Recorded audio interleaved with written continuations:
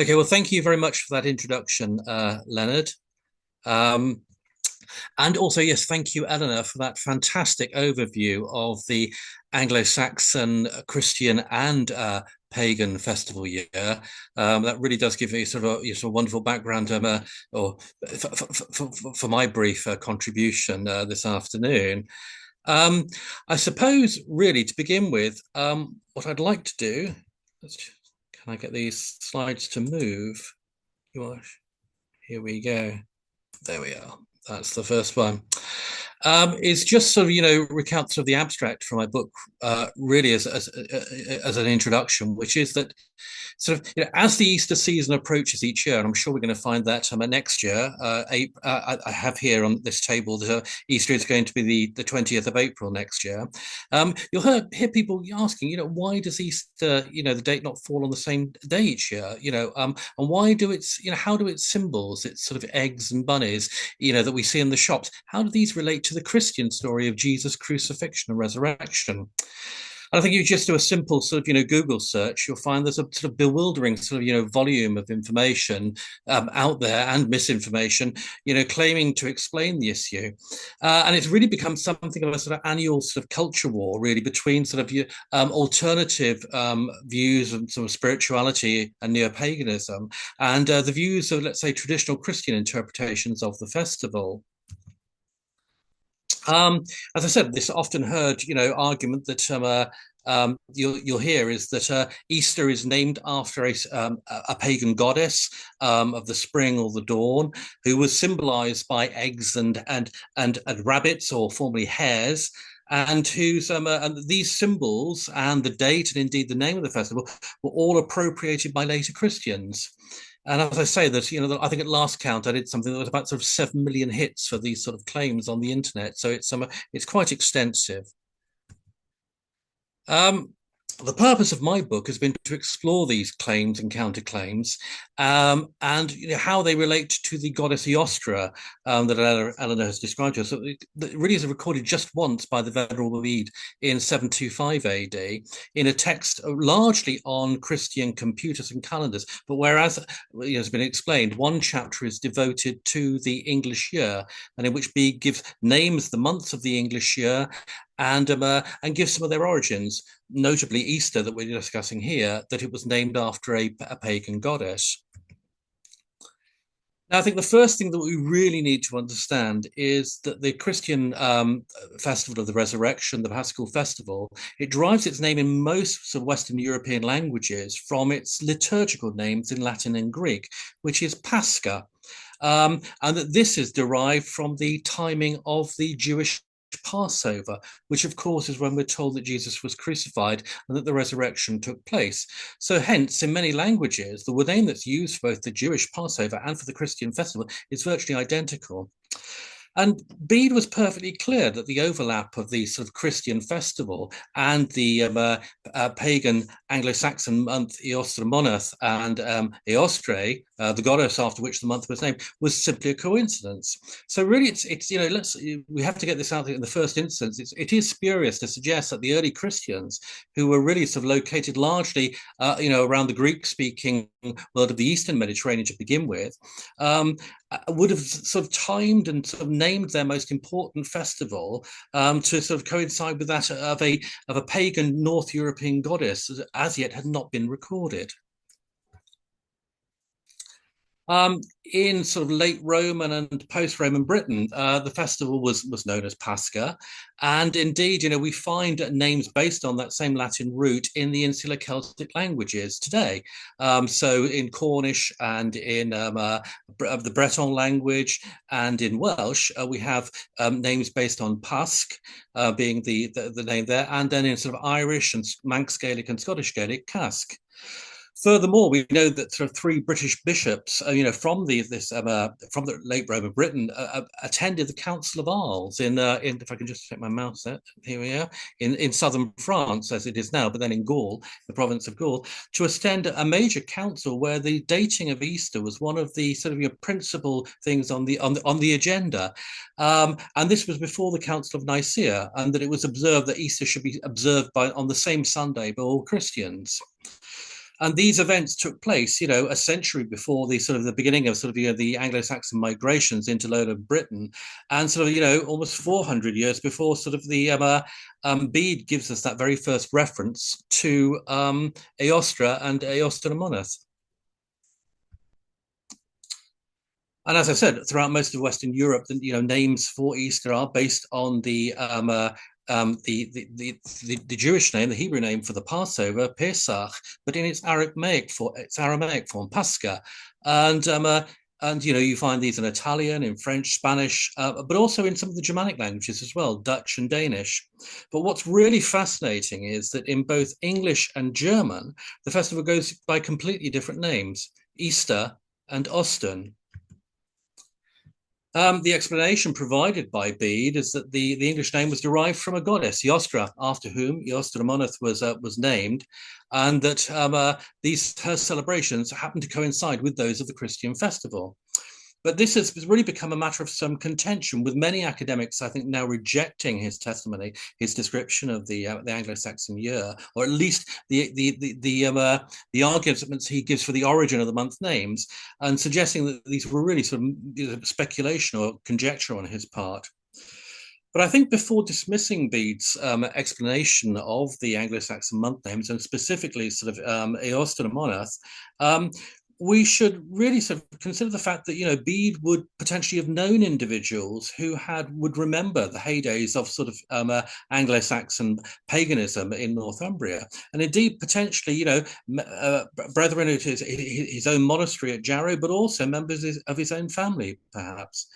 And also that as a devout Christian scholar and historian, to me, it seems unlikely that he would sort of, invented a sort of a pagan festival and a fictitious goddess simply in order to account for the name of a Christian one.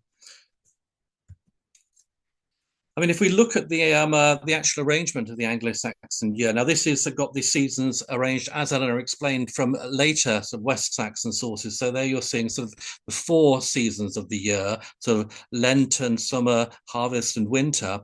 But you do see the major divisions, the solar divisions. You see the solstices, Eula, the midwinter solstice, and Litha, the midsummer solstice.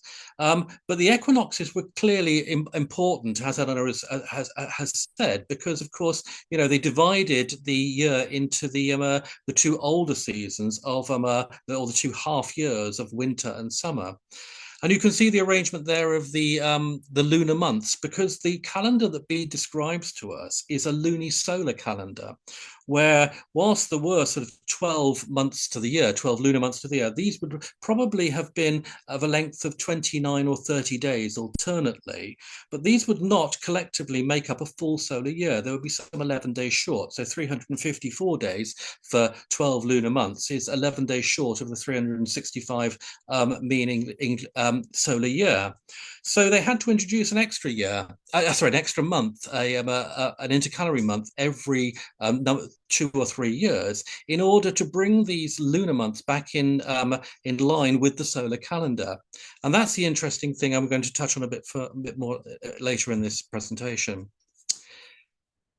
We also have evidence in support, I think, of Bede's explanation of Eostre Moneth and Eostre in the account he gives of the lives of the abbots of Wearmouth, and one in particular, Easter Wine. Now, this is an abbot who has a name where the first element appears to be, on the face of it, related to Eostre Moneth and potentially with Eostre, but it also could simply mean Eastern. So we've got 2 potential interpretations here. We have perhaps Eastern friend, or sort of Eostre's follower. Now, I think if it meant the former, it was Eastern friend, we might logically expect to find some Northern friends, Western friends, and Southern friends as well, but we don't. But if it was, let's say, a theophoric or a mythological first element, a proto-theme, we might then expect to find similar names in Old English, which we do. We find Elfwin, Freowin, Ingwin, Oswin. And I think these examples tend to support the Eostre's follower interpretation of Easter wine. Leonard has written more on this, and so there's a paper worth following up there that Leonard's written about this subject. So I think these examples certainly seem to support the explanation that Bede provides. But when we turn to Germany, we find that in the Old High German texts, we have Osteren in the Abrogans. It's a glossary of ecclesiastical Latin terms into Old High German. But also during Charlemagne's sort of reorganization of the sort of the Frankish calendar, we have Ostermanoth as well, which, you know, looking at those two festival names, are very similar to the Old English forms. Now, it's long been said that these Germanic forms derive from a parallel sort of Germanic name for the same goddess, for Eostre, which has been reconstructed in Old High German as Ostara.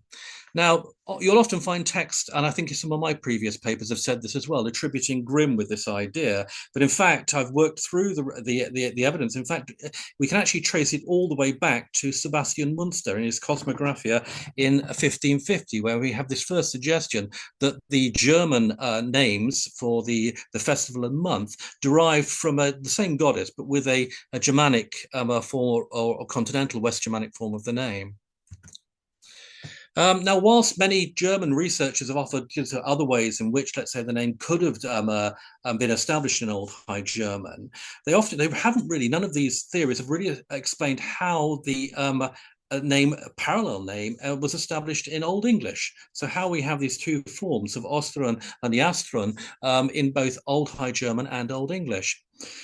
Nevertheless, there may be a sort of a more direct route by which these festival names could have entered the German language. And one that explains sort of, you know, why they sort of existed both in sort of northern and central Germany, but also in Anglo-Saxon England. And this is because much of Germany was converted to Christianity by Anglo-Saxon clerics during the Anglo-Saxon mission, most notably by St. Boniface, but also by his successors, Bishop Lull of Mainz, and also later Alcuin, who was a teacher and sort of leading scholar in Charlemagne's court in Aachen. These individuals and their sort of fellow English missionaries, you know, would have spoken very similar languages or dialects to the languages spoken in northern Germany, certainly amongst the sort of the Frisians and the Saxons. And so I think we can imagine that they would have been preaching effectively in their own tongue to these peoples. So perhaps then using the name Eostron, or at least Eostermanoth, in their missionary work.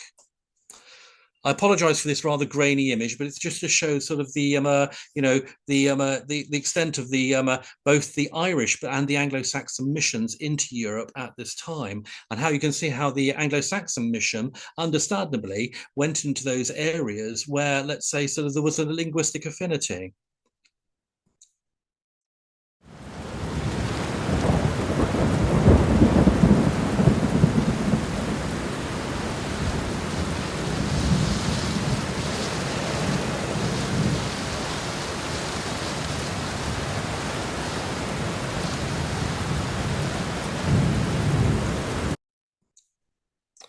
Now, we also know that Lull at Mainz, Bishop of Mainz, he was Boniface's successor there. He'd received a number of books from the monastery at Jarrow, and he'd written several letters prior to this requesting the works of Bede.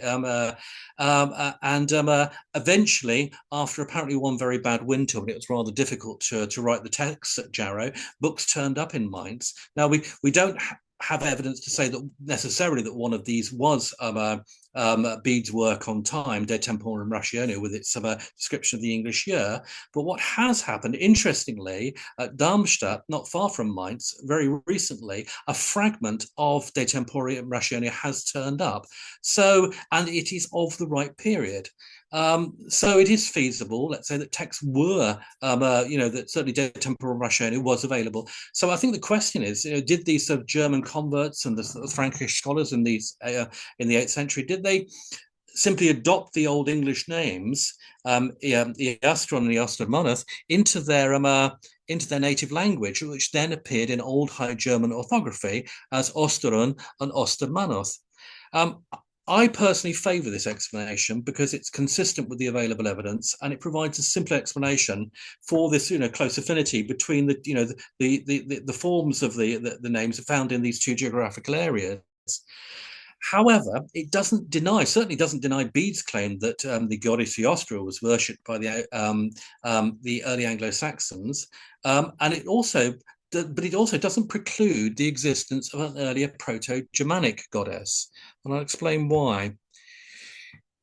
If we look at this table here, you'll see that the top one, so theory one, shows a sort of the standard, if you will, sort of, Jakob Grimm sort of model for the proposal, in that we have a Proto-Germanic and or a West Germanic goddess name, which then takes on two a continental and insular, so continental an insular form and a continental form, which then gives rise in parallel, these goddess names, to the names of the Christian Easter festivals.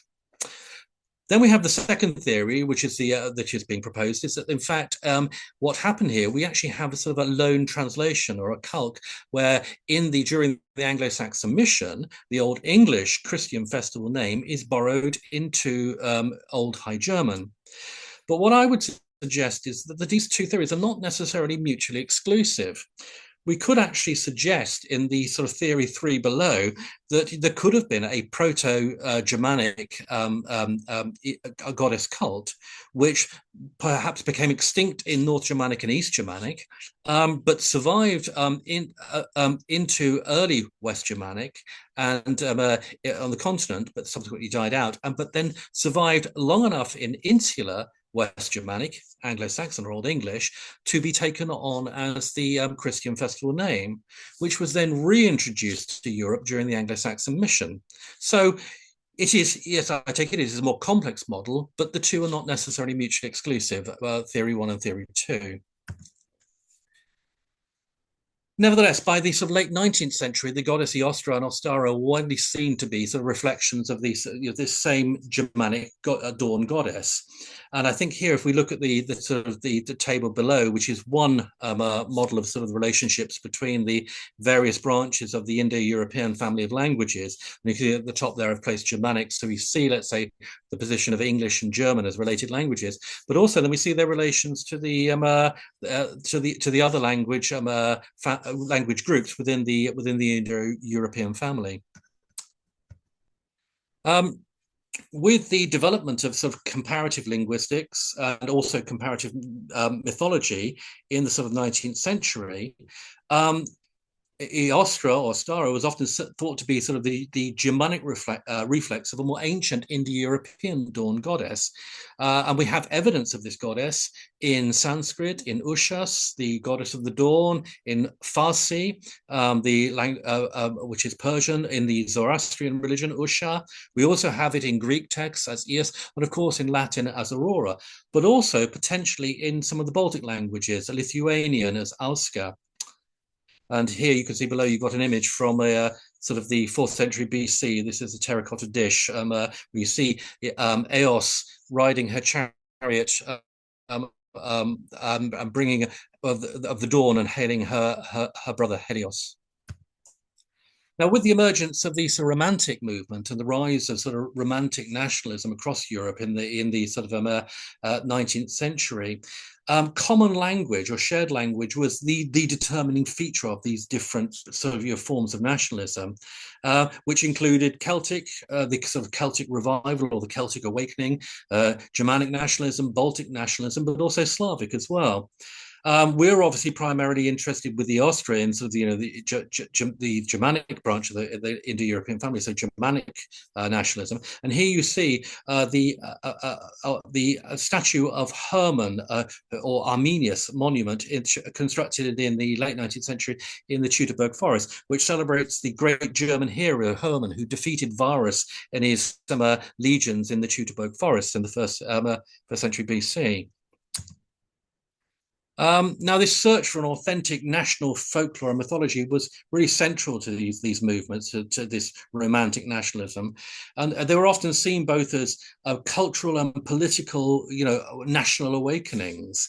And so mythology formed a sort of central plank of this thinking, and into this we see sort of how these ancient goddesses and religions were imagined in sort of wonderful artworks of the period. Here we have a depiction of the Norse god Frigga's Ostara, published in 1882.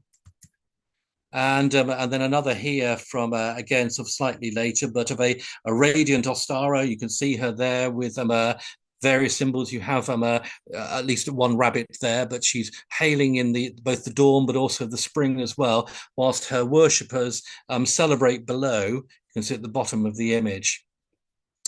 And, while this tendency to misrepresent, exaggerate, or even, we know falsify linguistic and folkloric evidence is well documented. We've got to be careful not to throw out the baby with the bathwater, as I think Tom's put it in the last talk. And that the Proto-Indo-European dawn goddesses can't be completely discounted given their similar traits. And if we acknowledge that comparative linguistics of sort of related deity names combined with comparative mythology of their characteristics and their various different traits can show a shared descent from an ancestral mythology, then it's not unreasonable to look for other examples within sort of the languages and the cultures of more recent or modern peoples. Two of the Easter symbols that are most often said to be associated with the goddess Eostre and Ostara are the egg, obviously the Easter egg, but also the Easter bunny, originally a hare, in German the Osterhase.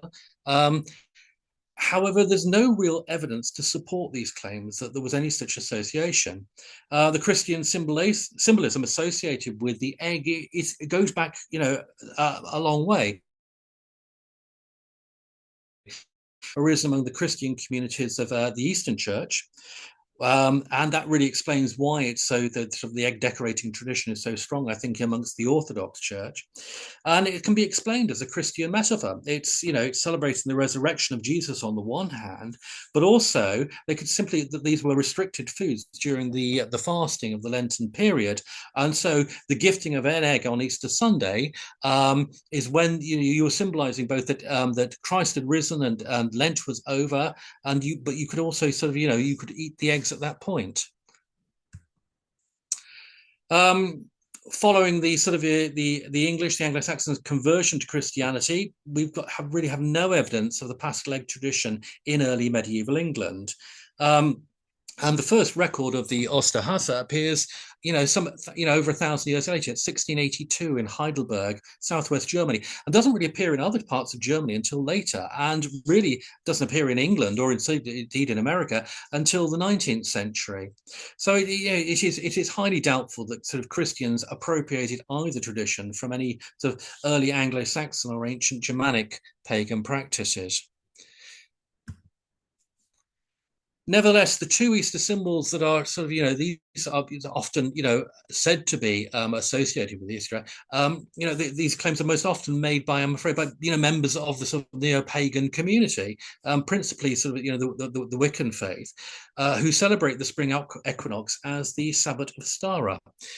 It's one of the 8 festivals in their Wheel of the Year.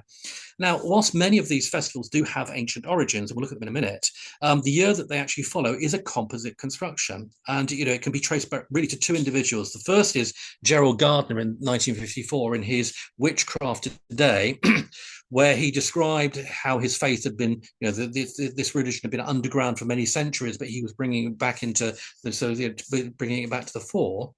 And also one of his followers in 1973 in California, Aidan Kelly, who introduced specifically the name Ostara, the Sabbath of Ostara, which is the one that we're interested in. And this calendar was then made popular by various publications in Britain, that had come over from the States in sort of principally in the 1980s.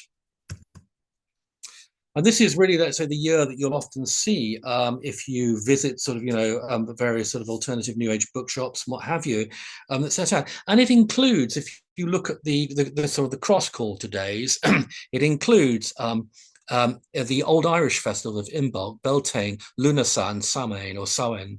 But it also includes Yule, which Gerald Gardner did introduce. So those 5 festivals were certainly in Gerald Gardner's original sort of Wiccan calendar. But Ostara, Litha and Mabon were introduced by Kelly in 1973-74. And looking at that, he's actually given an account of this online, which you can read. He explains, that Ostara that was introduced, largely probably from Grimm's work, but also Letha seems to have been possibly influenced by the Shire calendar in Tolkien's Lord of the Rings, and Mabon from the Mabinogion, from a Welsh source. So you can see quite sort of both Old English. But also sort of potentially Grimm and Welsh sources as well as the Old Irish ones. Now, the one piece of evidence we do have, or what one piece, we have a collection of evidence that might sort of throw some further light on Bede's Eostre, is the discovery of a number of Roman altar stones at Morecambe Heath near Cologne in the 1950s that had dedications to a collection of plural goddesses. When they are depicted, they're depicted in threes. And these are the Matrone Austria Henne. Sorry, I'll just go back. You can see there, they were actually discovered here we are at Morecambe Heath near Cologne, and this is an example of one of them. And they appear on fairly standard Roman altars, which with fairly sort of formulaic Roman inscriptions. So that's not unusual. But the names themselves are unusual in that they are to these matronae that are often appear to have either Celtic or Germanic epithets. So the specific name afterwards, so the matronae being the general dedication, which appears to be Germanic and potentially the first element related to Eostre. But we do have to be careful. We've got to avoid sort of jumping to conclusions. While these deity names, do appear to be cognate, they do appear to be related, and potentially sort of having that same root element, meaning east. The two goddess concepts are not necessarily identical, and they could have developed independently. I'm also not persuaded personally by Philip Shaw's argument that Eostre was a local goddess for a sub-kingdom, potentially in eastern Kent. And he makes a comparison with the Matrone Austria Henne and suggests that they were sort of that Eostre was also a localized cult like the Matrone. But I don't think there's any real evidence to support that. We can't really tie Eostre down to a single location. Furthermore, it seems sort of implausible to say that sort of the name of a localized goddess would have become the name of such an important festival in the church calendar and would have been accepted nationally if it was so localized. However, I think my main criticism is that he fails to explain why this sort of local group-specific goddess would have been sort of, so sort of, revered at this time of year. Why was it specifically at the spring equinox that that Eostre would have been worshipped? And I think it's interesting that Shaw rejects, like I do, the suggestion that Bede fabricated this evidence. That he was known as a careful researcher, being a careful researcher. But nevertheless, Shaw seems to ignore the one piece of evidence that Shaw does provide, which is really the timing of her celebrations, her months and celebrations. Bede's account of Freda, the goddess of the preceding month, Eostre, is now questioned by many historians and linguists who suggest that these deity names were back formations developed retrospectively to explain the months. But this criticism, whether you accept it or not, doesn't actually question the existence of the Old English month names. So we have a month that potentially has Eastern within it, and obviously the word month when it brought together. So what could an Eastern month mean at this time of year? Well, I think the logical answer is that it has something to do with the equinoctial position of the rising sun in its easternmost position, and potentially its nearest full moon rise, which again appears in its easternmost position as that timing of year. Thus, I think it's difficult to see really how Shaw can argue that his local goddess theory does away with arguments linking Eostre with the spring and with the dawn. Because if we accept that the month name infers those associations, then if Bede tells us that the goddess was associated with that month, then it follows that that the goddess would share, as a concept, would share those elements, that understanding. Interestingly, in recent years, Richard North at UCL has made an interesting suggestion in respect of Yeavering, the important royal site in Northumberland that Bede describes in his ecclesiastical history. Um, it's when the site was excavated by Brian Hope Taylor in sort of the early 50s, in the 50s through to the early 60s, he identified a unique structure at Yeavering, which is this wedge-shaped structure, which he interpreted as a theatre or a grandstand structure with a sort of a throne area as its focal point. And sort of made slight references to sort of, and others have since, to Roman amphitheatre being a sort of wedge of really sort of imitating the wedge of a Roman amphitheatre. But there's no real archaeological parallels for this sort of structure, certainly amongst sort of within Anglo-Saxon, but also within wider sort of, early medieval archaeology. But what is interesting is that the three principal sunrise alignments associated with this structure and the site provide what might be the first evidence in support of Bede's pagan Anglo-Saxon calendar. Now, Richard North made this first suggestion, but working this up a bit further and actually correcting some of the angles, I think it's possible that the Yeavering, and only at Yeavering's latitude, these alignments provide the precise solstitial alignments and lunisolar intervals that we can use to actually regulate the metonic cycle. That's the 19-year cycle that's used to regulate the solar lunar calendars. But perhaps most importantly, that this would be achieved by monitoring the full moons nearest the spring equinox between the months of Hreidmonth and Eostre. So if we just look at the structures here, you can see that, I'll just get my mouse, here we are. When Hope Taylor excavated the site and looking at the two principal halls, he noticed there were a number of post settings that were excavated here, AX and BX, and that these post settings formed an alignment which ran directly through the two largest halls, timber halls on the site, but also through this unique wedge-shaped structure that he described and had interpreted as a theatre or assembly.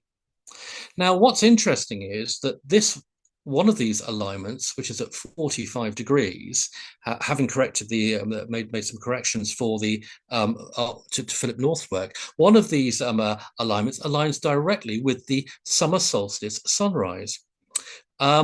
But when we look at the other sunrise alignments, what we find is that the next one is exactly 3 months prior to the summer solstice sunrise. This is one at 86 degrees. And then the one prior to that is another 19 days before that. But this 19-day interval, if we actually wrote between these over a whole proceeding on another whole solar year, would actually equate to exactly 13 lunar months. So in fact, these alignments all break down to whole lunar months. But interestingly, if we monitored full moons, and we actually said that between these two alignments, if there is a full moon between these two sunrise alignments, it was a common 12-month lunar year. But if there were no full moon between these two alignments, it was an embolismic or 13-month lunar year. This would be the precise alignments required to regulate Bede's lunisolar calendar. So I think finally what I'd say is that the natural phenomena associated with the spring equinox, these sort of longer daylight hours and the resurgence of sort of animal and plant life that we obviously see, they have in many cultures and religions come to symbolize the triumph of light over darkness and life over death. And for Christianity, this is particularly true. The symbolism surrounding Jesus' crucifixion and resurrection ties in perfectly with this time of year.